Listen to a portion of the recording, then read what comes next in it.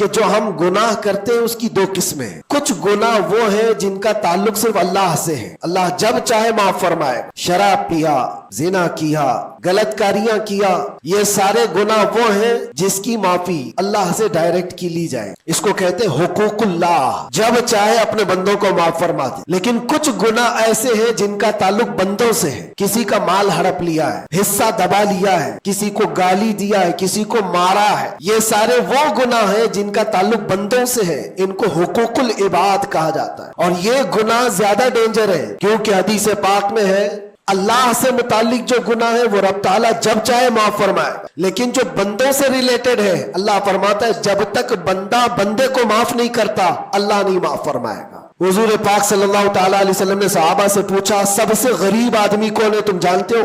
سب سے مفلس آدمی کون ہے؟ تو صحابہ نے کہا اللہ کے نبی زیادہ جانتے ہیں. آقا کونین صلی اللہ علیہ وسلم فرماتے ہیں سب سے زیادہ غریب قیامت کے دن وہ نہیں جس کے پاس پیسہ نہیں, مال نہیں, نیکیاں نہیں, بلکہ میرے آقا فرماتے ہیں قیامت کے دن ایک بندہ ایسا ہوگا جس کی نمازیں بھی بہت تھی, صدقات و خیرات بھی بہت تھے, حج بھی کیا تھا, زکات بھی دیا تھا, عمرے بھی تھے, نفل عبادتیں بھی تھی, اس کی بہت نیکیاں لے کر کے آیا تھا. لیکن جس وقت وہ عدالت الہی میں پیش ہوا تو کئی لوگ کھڑے ہو گئے, رب تعالیٰ سے کہنے لگے مولا یہ نیک تو بہت ہے لیکن میرے پیسے بھی دبا کر رکھا تھا. کوئی کہتا ہے کہ مولا میرا حق اس کے اوپر بنتا ہے, اس نے مجھے گالی دی تھی. کوئی کہتا ہے کہ مولا میرا بھی حق بنتا ہے, اس نے مجھے مارا تھا, اس نے میرے پیٹھ پیچھے مجھ سے چغلی کی تھی اور لڑانے کی کوشش کی تھی, میرا حق بنتا ہے اس پر. تو یہ سارے حق طلب کرنے والے بندے کھڑے ہو جائیں گے. اللہ تعالیٰ فرماتا ہے تم لوگوں کو اس سے کیا چاہیے؟ سارے بندے کہتے ہیں مولا ہم تو گنہگار ہیں,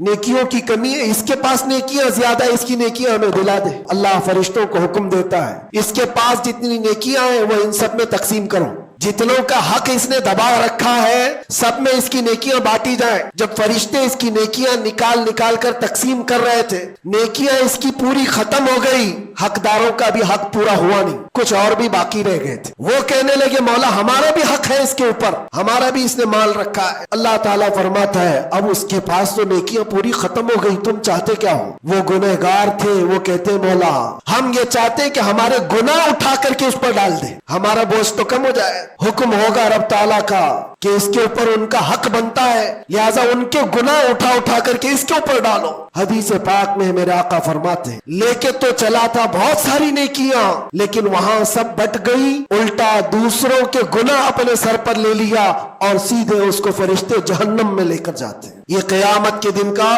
سب سے مفلس آدمی ہے, سب سے غریب.